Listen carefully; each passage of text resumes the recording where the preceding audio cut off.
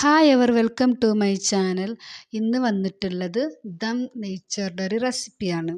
നല്ലൊരു ബീഫ് കൊണ്ടുള്ള നല്ലൊരു നെയ്ച്ചോറാണ്. അപ്പോൾ വീഡിയോയിലേക്ക് കടക്കാം. വീഡിയോ കാണുന്നതിന് മുമ്പ് പ്ലീസ് ഒന്ന് സബ്സ്ക്രൈബ് ചെയ്യണം, ലൈക്ക് ചെയ്യണം, സപ്പോർട്ട് ചെയ്യണം. അപ്പോൾ ദം നെയ്ച്ചോറ് എങ്ങനെ ഉണ്ടാക്കാൻ കണ്ടുവരാം. ഞാനിവിടെ എടുത്തിട്ടുള്ളത് 1 കിലോ ഇറച്ചിയാണ്. നല്ലൊരു പോത്തിറച്ചിയാണ്.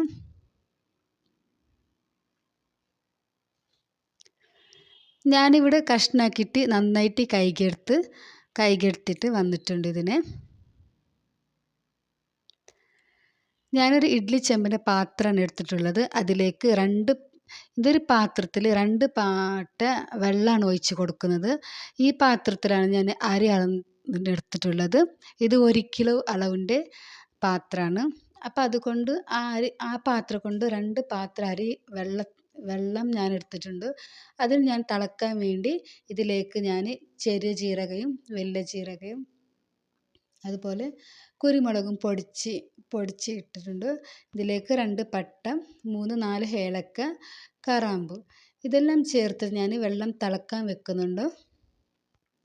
ഞാനൊരു ഓൾസുള്ള പാത്രമാണ് ഇതിലേക്ക് അടച്ച് കൊടുക്കുന്നത്. അതിൻ്റെ മുകളിലേക്ക് ഞാൻ ബീഫ് ഇട്ട് കൊടുക്കുകയാണ്. ഈ ഇറച്ചിയെല്ലാം ഇതിൻ്റെ മുകളിൽ വേവിക്കാൻ വേണ്ടി വെക്കാണ്. ഇത് 2 മണിക്കൂർ വെന്തിട്ട് കിട്ടുള്ളൂ. അതിന് മുമ്പൊന്നും വെന്ത് കിട്ടൂല. ഇതിലേക്ക് വേണ്ടത് ആവശ്യത്തിനുള്ള ഉപ്പും ചേർത്ത് 1/4 ടീസ്പൂൺ മഞ്ഞൾപ്പൊടി, ഒരു 1/4 ടീസ്പൂൺ ഉലുവ ഇതെല്ലാം ചേർത്തിട്ടൊന്ന് അടച്ചിട്ട് വേവിക്കാൻ വേണ്ടി വെക്കണം. ഇത് ആദ്യം ഹൈ ഫ്ലെയിമിൽ വെച്ചിട്ട് തിളച്ചതിന് ശേഷം ഏറ്റവും ലോ ഫ്ലെയിമിൽ വെച്ചിട്ട് 2 മണിക്കൂർ അടച്ച് വെച്ചിട്ട് വേവിച്ചെടുക്കണം. അപ്പോൾ അത് നന്നായിട്ട് വെന്ത് കിട്ടുള്ളൂ. ഞാനിവിടെ 1.5 മണിക്കൂറായിട്ടുണ്ട് ഇറച്ചി വേവാൻ വെച്ചിട്ട്. ഇവിടെ ഞാൻ 1.5 മണിക്കൂർ ആയതിന് ശേഷം അരമണിക്കൂർ ഞാൻ അരി വെള്ളത്തിൽ കുതിർക്കാൻ വേണ്ടി വെക്കും. ജീരകശാല അരിയാണ് എടുത്തിട്ടുള്ളത്. ഇത് അരി വെള്ളത്തിൽ കുതിർത്ത് വെച്ചാൽ മാത്രമേ ഞങ്ങൾക്ക് ചോറ് നന്നായിട്ട് കിട്ടുള്ളൂ.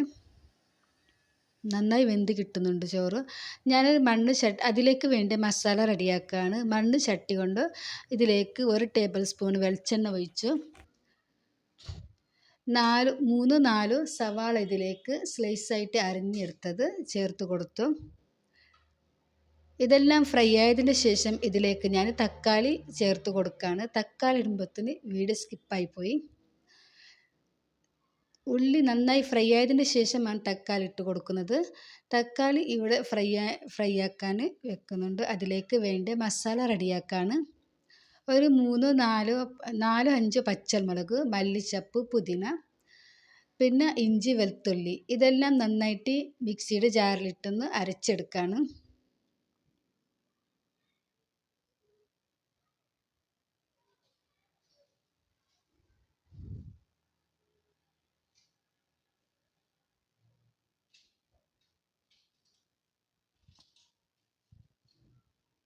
ഇതെല്ലാം അരച്ചെടുത്തതിന് ശേഷം അപ്പത്തിന് ഇവിടെ തക്കാളി നന്നായി വാട്ടി വന്നിട്ടുണ്ട്. ഉള്ളി നന്നായി വാട്ടി വന്നിട്ടുണ്ട്. ഇതിലേക്ക് വേണ്ട മസാലപ്പൊടികൾ ഞാൻ ചേർത്ത് കൊടുക്കുകയാണ്. ആവശ്യത്തിനുള്ള ഉപ്പും ചേർത്ത്. മസാലയ്ക്ക് വേണ്ടി ഉപ്പ് ചേർത്താൽ മതി. ബീഫിനൊക്കെ ഉപ്പ് ഓൾറെഡി ഇട്ട് കൊടുത്തതാണ്. അതുകൊണ്ട് ഇതിലേക്ക് ആവശ്യത്തിനുള്ള ഉപ്പും ചേർത്ത് പിന്നെ വലിയ ജീരക പൊടിച്ചത്,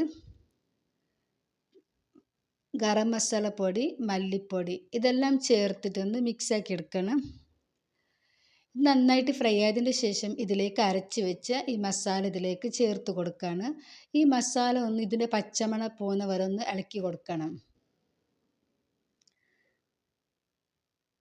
ഇതിൻ്റെ പച്ചമണം പോയതിന് ശേഷം ഇതിലേക്ക് വേവിച്ച് വെച്ച ബീഫൊക്കെ ഇവിടെ 2 മണിക്കൂറിൽ റെഡിയായിട്ട് വന്നിട്ടുണ്ട്. ഈ വേവിച്ച് വെച്ച ബീഫ് ഈ മസാലയ്ക്ക് ഞാൻ ഇട്ട് കൊടുക്കുകയാണ്.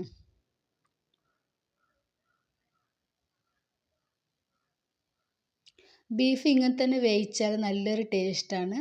അതുപോലെ അതേ വെള്ളത്തിൽ നമ്മൾ നെയ്ച്ചോറ് ഉണ്ടാക്കുന്നല്ലേ, അപ്പോൾ അതുകൊണ്ട് നല്ലൊരു ടേസ്റ്റാണ്.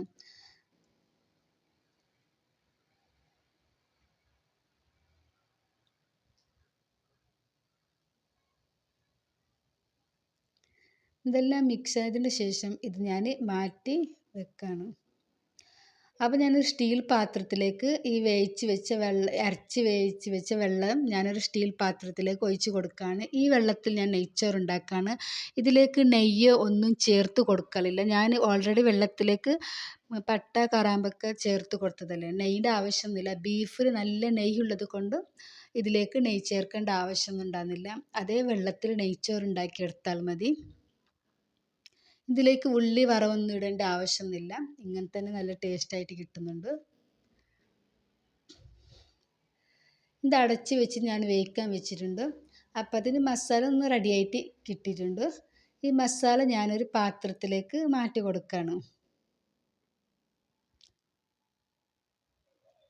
ഞാനിവിടെ ഒരു നോൺ സ്റ്റിക്ക് തവ എടുത്തിട്ടുണ്ട്. പഴയ നോൺ സ്റ്റിക്ക് തവ എടുത്തിട്ടുണ്ട്. അത് ഗ്യാസിൽ വെച്ച് കൊടുത്തിട്ട് അതിൻ്റെ മുകളിലേക്ക് ഞാൻ അടി കട്ടിയുള്ളൊരു സ്റ്റീൽ പാത്രമാണ് വെച്ച് കൊടുക്കുകയാണ്. ഇതൊന്ന് ചൂടായി വരുമ്പോഴത്തേന് ഇതിലേക്ക് ഈ മസാല ഒന്ന് ഇട്ട് കൊടുക്കുകയാണ്. ഈ ബീഫിൻ്റെ മസാല എല്ലാം ഇതിലേക്ക് ഞാൻ ഇട്ട് കൊടുക്കുകയാണ്.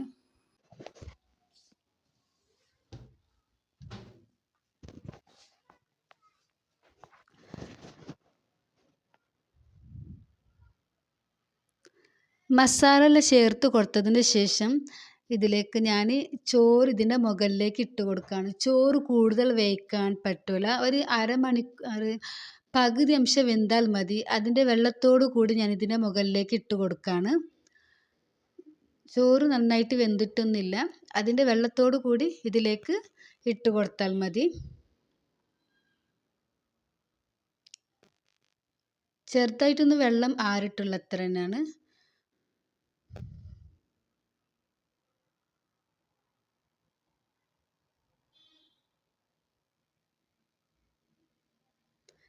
ഇങ്ങനെ തന്നെ ചോറുണ്ടാക്കിയോളൂ, നല്ല ടേസ്റ്റാണ്. അപ്പോൾ ചോറ് ഇട്ട് കൊടുത്തതിന് ശേഷം ഇതിലേക്ക് ഓൾസ് ഇട്ട് കൊടുക്കണം. ആ ഇറച്ചി മസാലൻ്റെ ഇതിൽ ചോറിലേക്ക് വലിച്ച് കിട്ടാൻ വേണ്ടി ഇതൊന്ന് അടച്ച് വെച്ചിട്ട് ഒരു അരമണിക്കൂർ ദമ്മിൽ വെക്കണം. അപ്പോൾ ചോറ് നന്നായി വെന്ത് കിട്ടുന്നുണ്ട്. ഇറച്ചിയും അതേപോലെ നല്ല സോഫ്റ്റായിട്ട് നന്നായിട്ട് വെന്ത് കിട്ടുന്നുണ്ട്. അതിൻ്റെ മുകളിലേക്ക് ചൂടുള്ള ഒരു പാത്രം ഞാൻ ഇതിൻ്റെ മുകളിലേക്ക് വെച്ച് കൊടുത്തു. അരമണിക്കൂർ ആയതിൻ്റെ ശേഷം ഗ്യാസ് ഓഫ് ചെയ്തതിൻ്റെ ശേഷമാണ് 20 മിനിറ്റ് കഴിഞ്ഞിട്ടാണ് നമ്മൾ തുറന്ന് നോക്കേണ്ടത്. ഇപ്പത്തിന് ചോറ് റെഡിയായിട്ട് വന്നിട്ടുണ്ട്. നല്ലൊരു ചോറായി കിട്ടിയിട്ടുണ്ട്.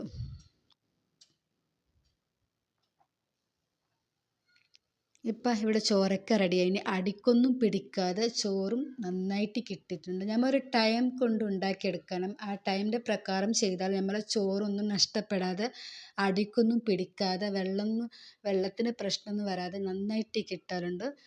അപ്പോൾ തീർച്ചയായിട്ടും ഇങ്ങനെ തന്നെ ഉണ്ടാക്കി നോക്കിക്കോളി, ഇഷ്ടപ്പെടും. ഇഷ്ടപ്പെട്ടിട്ടുണ്ടെങ്കിൽ ഷെയർ ചെയ്യണം, ലൈക്ക് ചെയ്യണം, സപ്പോർട്ട് ചെയ്യണം, സബ്സ്ക്രൈബ് ചെയ്യണം. ഇനി അടുത്ത വീഡിയോ ആയിട്ട് വരാം ഇൻഷാ അല്ലാ. ഈ ചോറിൻ്റെ കൂടെ കഴിക്കാൻ നല്ലൊരു കച്ചമ്പറാണ് ഇതിലേക്ക് കോമ്പാണ്. ഉച്ചക്കത്തെ ലഞ്ച് നല്ലൊരു ബീഫ് നെയ്ച്ചോറ് ദം നെയ്ച്ചോറാണ്. ഇനി അടുത്ത വീഡിയോ ആയിട്ട് വരാം ഇൻഷാ അല്ലാ.